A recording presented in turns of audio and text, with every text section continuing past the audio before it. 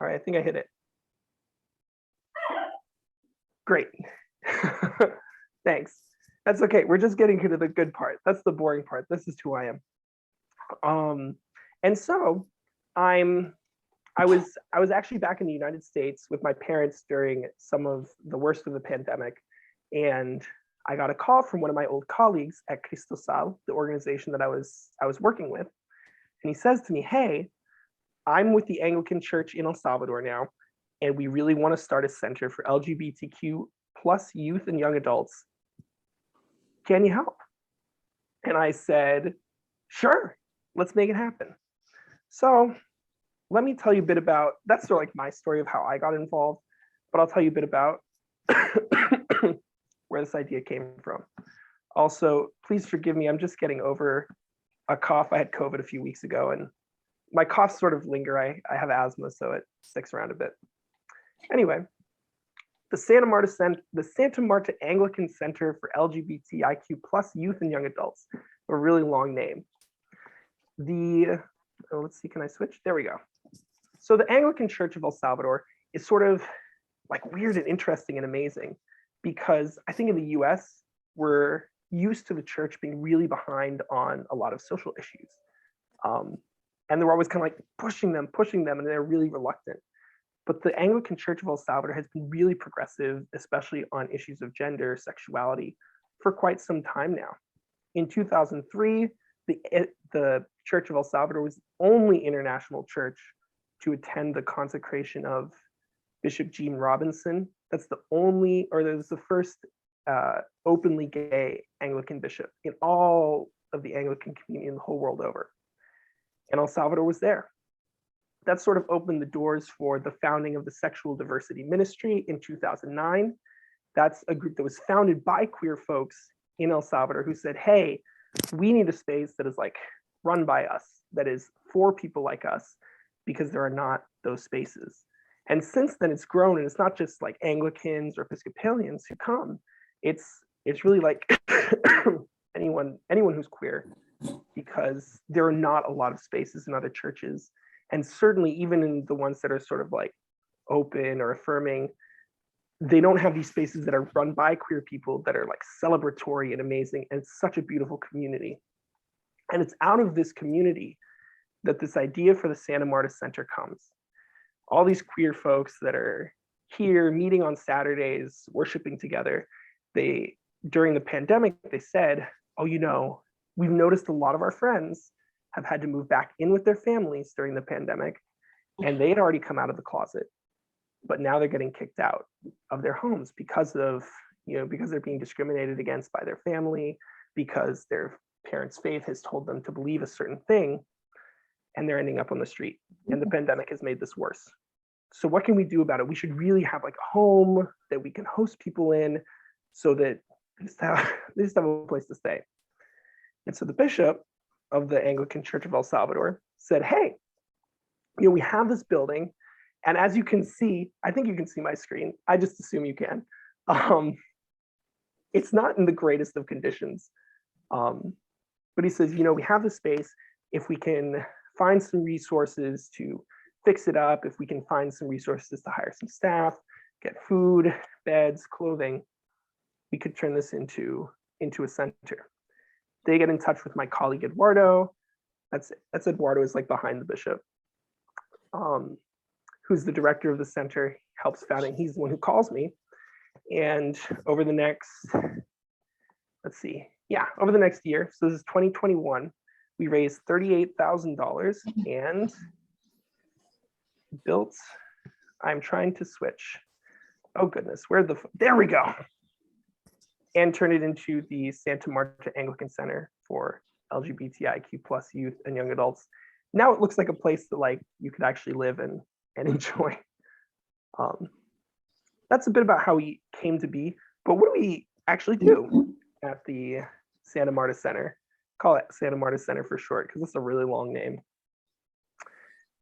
This is our mission.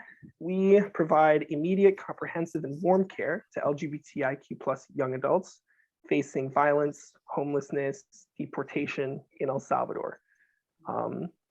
So when we say young adults, that's 18 to 29. There are certain rules in El Salvador about working with minors. So hopefully we will be able to expand our program to dealing with like teenagers or youth. But for right now, we're focusing on mostly just young adults.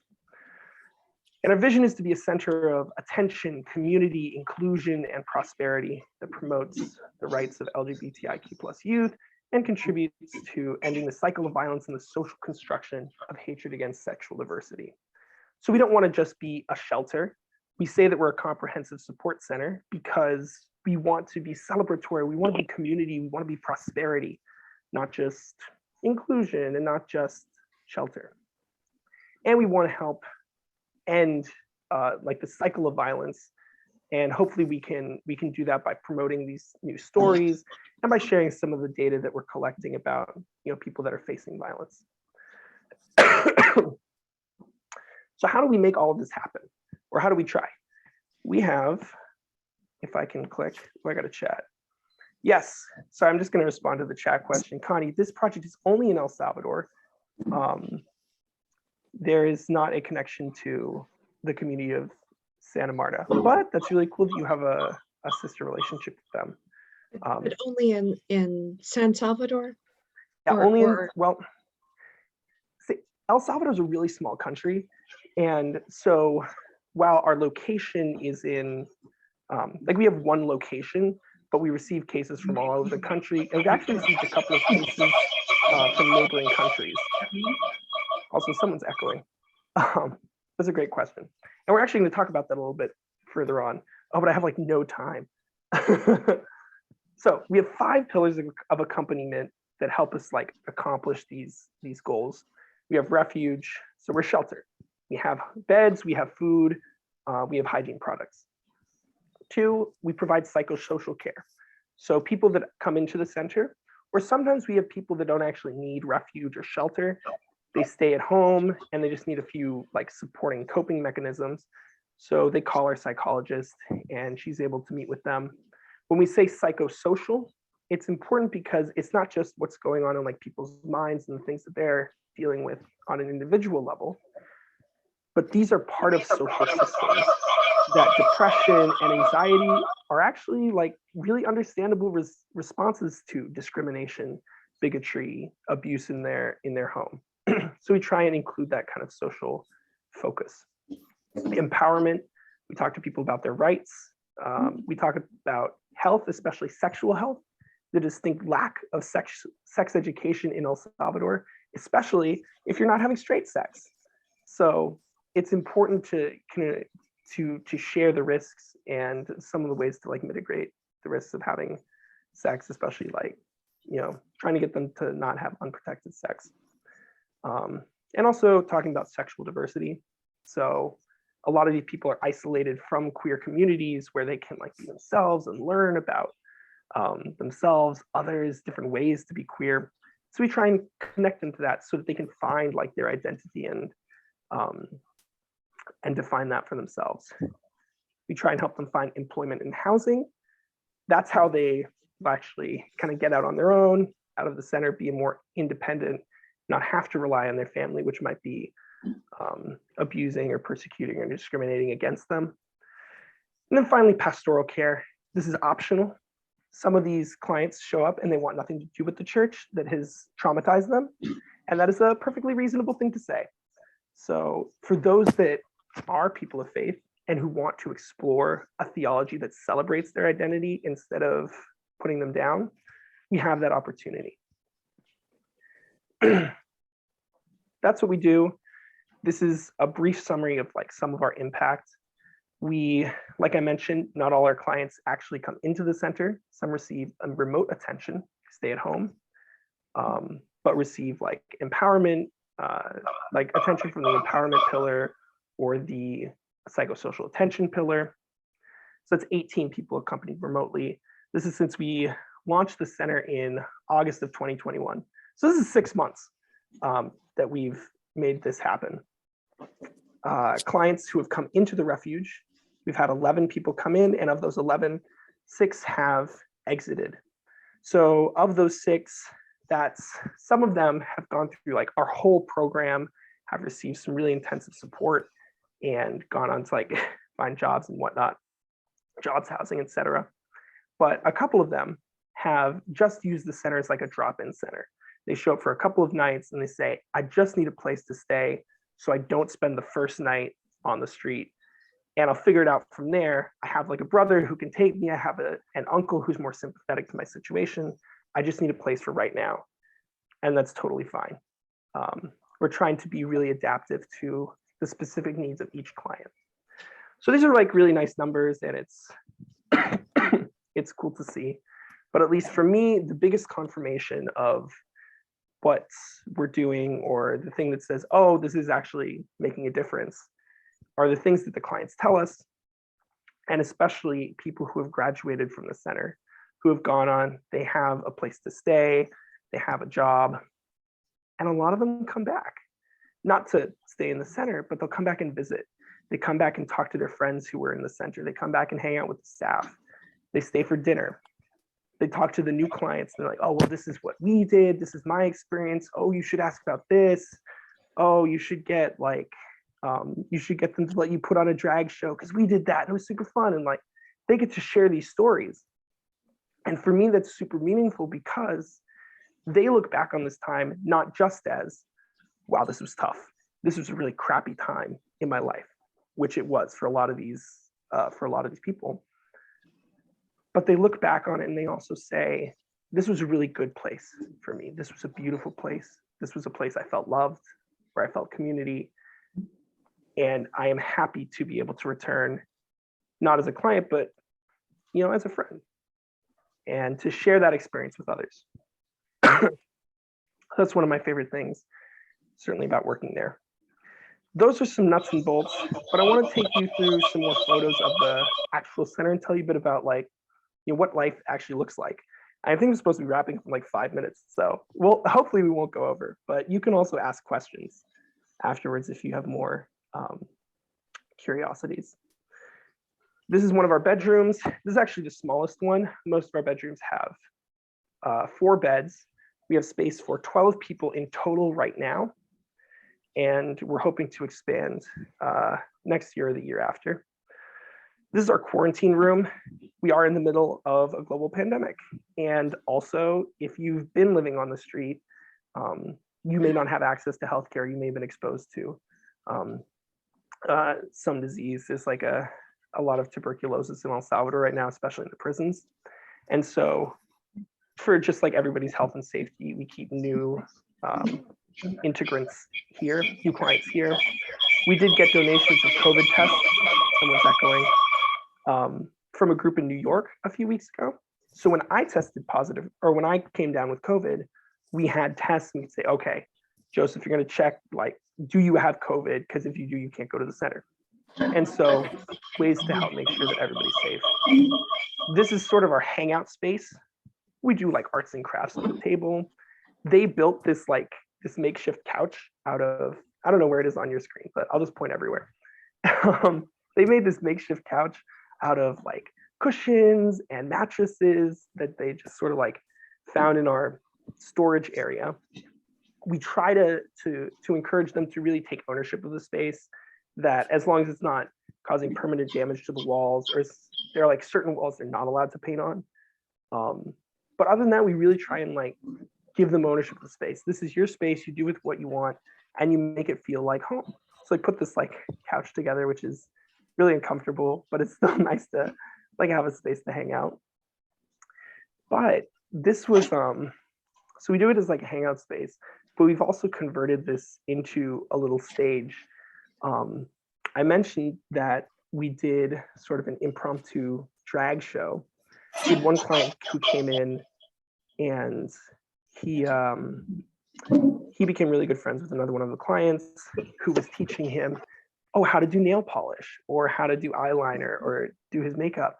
And he's like having this awakening. He's like, wow, I always thought of like nail polish, that's just like a thing for girls, but it's kind of nice. It's nice to feel pretty. It's nice to feel this way.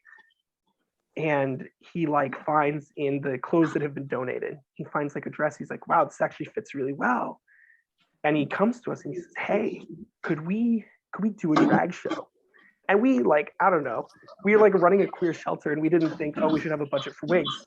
But so we went out and bought wigs, and he comes out, or I should say she, we got to meet Ivana, who was such a diva and she's fabulous. She comes onto music, onto the stage, and she's singing and dancing and she's sassy. She tells stories, she makes fun of us. And it was just so cool to see this transformation, this like new way of performing gender for this client. And so when, it's really nice to look at the numbers. We were like, oh, of the 11 people who've come in, 6 have already like exited the program. Like that's, I think those are pretty good. Like it looks like we're actually doing something. But the moments that I'm like, oh, this program is important, is beautiful, and is wonderful, is when you get to see people feeling liberated, and to know that like, this is an expression of what God is calling us to do, of our faith, of like, what Christianity should really look like, is a celebration of, people who have been on the margins. It reminds me of sort of this kind of like early Acts communities of sharing everything in common and just coming together, breaking bread, and getting to, celebrate and enjoy even in the midst of persecution and discrimination and really difficult times. It's our hangout space. This is the kitchen. All the clients make their own food, they do their own cleaning, and this is part of our attempt to like help them develop some life skills, especially, men in El Salvador have everything sort of taken care of by their mothers. It's like a huge generalization. But in our experience, most of the clients who come in not really knowing how to cook are men. And so we teach them how to cook. Sometimes it works well, sometimes the rice is hard, and sometimes it's really soupy. But then we just say it's kanji and everything's fine. They painted the little house with the rainbow. That's sort of like our logo. And they did the rainbow flag. We try and let them paint their own walls as much as possible. I have another chat. Oh, thank you, Jose. And then it's not the greatest photo. You can't really see what's going on, but this is one of my favorite things about the center. One of our clients is, one of our clients came in. All of them had like a really tough time before coming in. I don't want to go into like traumatic details, but one of the practices that they have taken on is they ask volunteers, they ask staff members, new clients who have been there for a while. They ask them to write notes on sticky notes so they can put it up on their wall. So these are like inspirational or meaningful or just notes of love to say, hey, I love you, I care about you. There's one up there that says, no le temas al cambio. Don't be afraid of change. And that these are the notes and just like the community coming together to say, hey, keep going. And that this is something that at least this client has expressed to us. Yeah, this keeps me going. It's a little zoomed in. Again, it's really blurry, but you get the point that something beautiful just to share, something meaningful, and that the clients come together and are lifting each other up. We're really trying to build community. It's not about the staff coming in and like fixing things for them, but trying to give them the tools to, overcome adversity themselves. But we also, ultimately want to try and work to prevent adversity in the first place. So that's what we've been doing so far. In the future, what we're hoping to do, sort of these are like big 4 goals. One, we want to improve our pillar of employment and housing, because that is honestly our weakest point. It's really hard to get them work and housing. And we really want to hire a specific staff member to work on that. Because right now we have people working on empowerment, we have people working on psychosocial attention, people working on, I shouldn't say people, a person working on psychosocial attention, and a couple people doing pastoral support as volunteers. But we really need somebody specifically dedicated to this, because this is how they're going to actually get out of the the center and be more self-sustaining. We want to expand our capacity. Right now we have space for 12 people, and we've been going kind of slow because we're new and we want to make mistakes with as few people as possible. And then as we sort of develop our capacities more, we'll expand it. But if we could double to space for 24 clients, bigger kitchen, and have some privacy for clients, that would be really nice. Want to strengthen international networks. So one of the questions was about international clients, or are we only in San Salvador? We've actually gotten a lot of people, I shouldn't say a lot, a few people from either Guatemala or Nicaragua that are looking for this kind of service that doesn't exist in their country. And so they're trying to come and see what we can do. And we're doing our best, but we really need to strengthen our capacity too, and our ability to receive cases from neighboring countries. Some people also want to migrate. If they say, hey, I appreciate what you all are doing, but I can't stay here in this country, I want to leave. We try to discourage that because it's dangerous, and especially right now, it's really, it's unlikely to succeed. Kamala Harris has been very clear that she does not want people coming into the country. So, but some people decide anyway. So we want to connect them with organizations along the way. So there's like a shelter in the city of Mexico City, Ciudad de Mexico, in Mexico City that does similar work. And then finally, we want to create an affordable housing program. This is sort of our like big lofty goal, is to to have a transitional stage between graduating from the center and then living more independently on your own. And hopefully we'll feed back a little bit of income into the center to help us stay a little more financially stable. Right now, we've been existing pretty much exclusively on donations from churches and individuals, and also a couple of grants. We were really fortunate last year to have just an outpouring of generosity of people that, like, this center did not exist a year ago. This was like a dream that we had. And some people really came together and said, you know, I believe in this, I want to help make it happen. And we did. So, and we're continuing to make it happen. This is just a little closing statement of our beliefs, and that these beliefs come out of the experiences that people have had and the work that we're doing.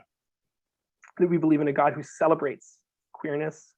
We believe in a God who provides hospitality to those facing homelessness and violence, who rejects patriarchy and cis heteronormativity, these systems of domination that marginalize.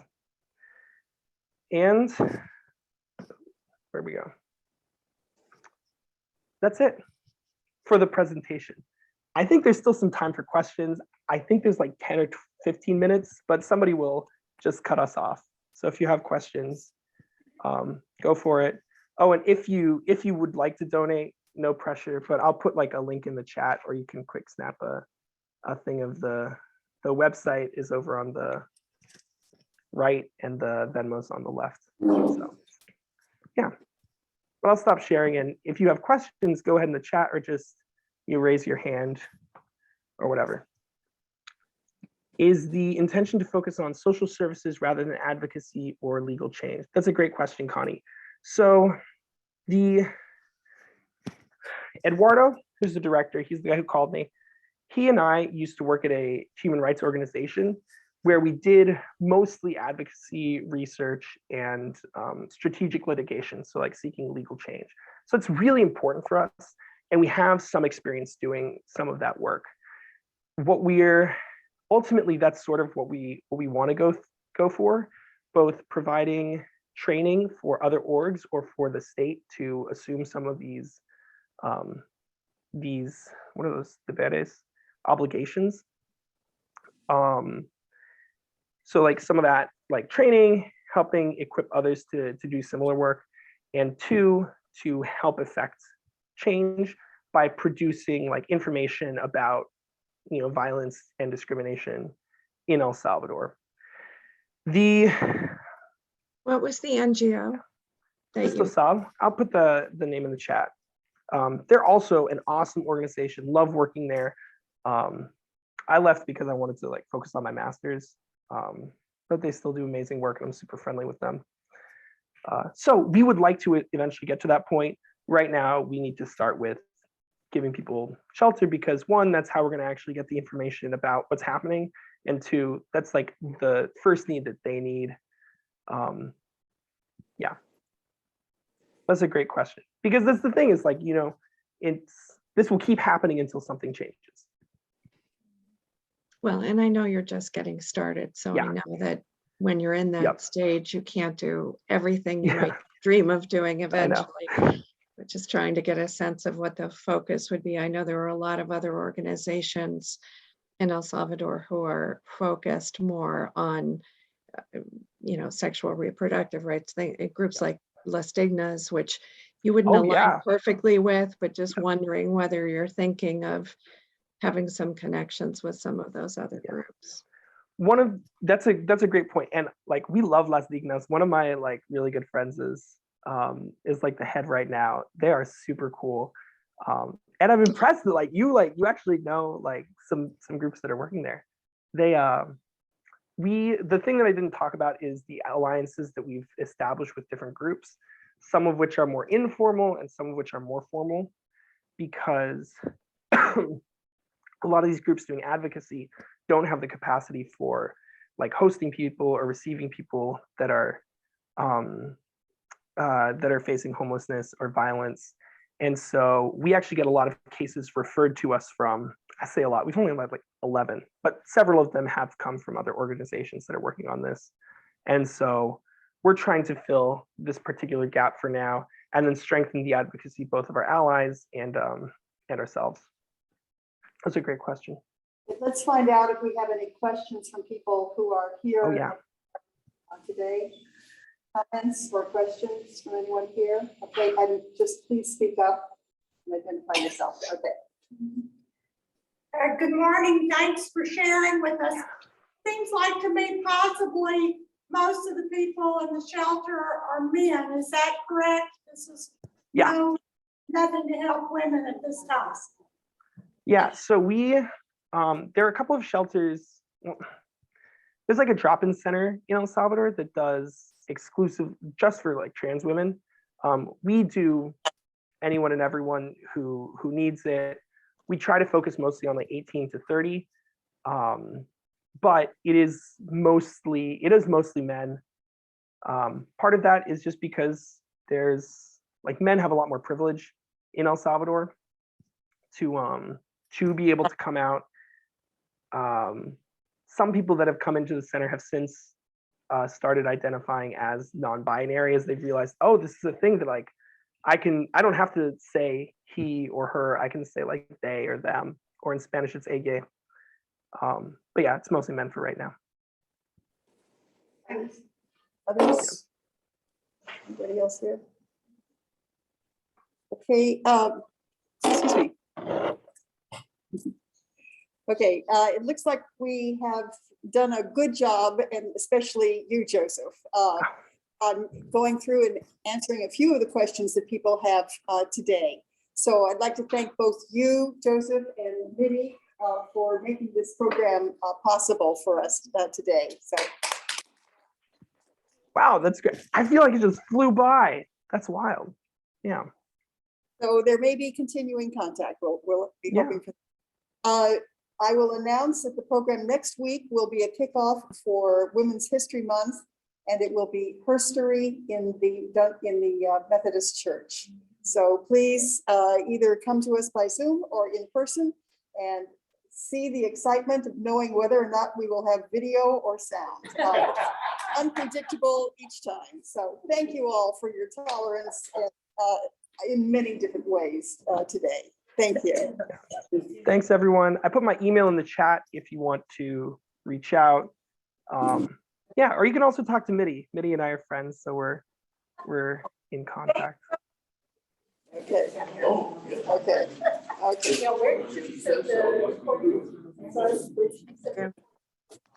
So, yeah. Okay. When you get the link for the cloud, if you just email it to us. Oh yeah. Oh, I should tell it to stop, right? Wait. Yes. Wait. Okay, hold on a second. Now it's telling me I need to ask the host for permission to to record. Oh, okay. Well, we have your PowerPoint, Now so it says Shirley yeah. is. we may be able to post that.